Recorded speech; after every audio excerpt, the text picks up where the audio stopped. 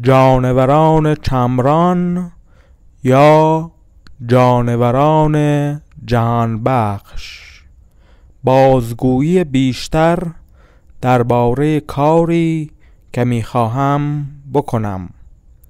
ندیدم منی روزگاران را خوب، ندانم میانه ناهنجار و همسان. بباشم بسی ناپخته در این زاد، چرا چون هستم من از رست جوانان.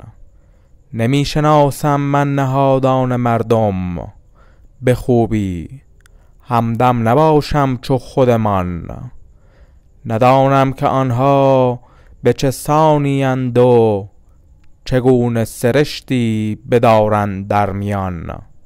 همه در خودشان دارند رازی، که گر آن یک روزی بشود نمایان. هویدا بگردن هر جا و جاگاه، شوند بی آبرو در رو جهانیان. نماند ریزه ای ز باور در پندار، بچرخد افسانه ها در هر یه دهان.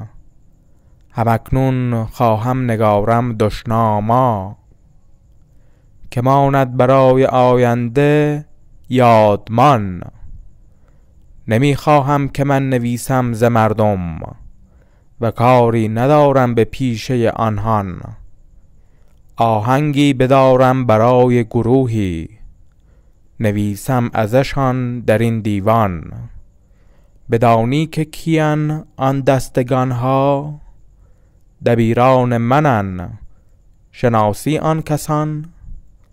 گمانم ندانی و نشناسی به نیک، بدان آنها کسانند وانشان ددانی در جامعه از دبیران.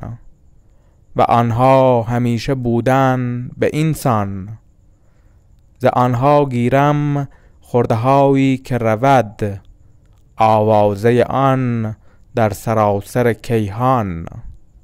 که آنها ستمها نکردن به ما کم، و من پاسخی دهم که مانند لرزان. کنم من کنشی که پس از آنها، سپارن همه زندگی رو ریسمان.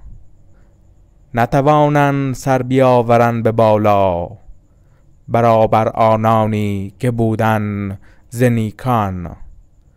شود زندگانی به آنها زننده، به وقتی که خوانند آن را همگان.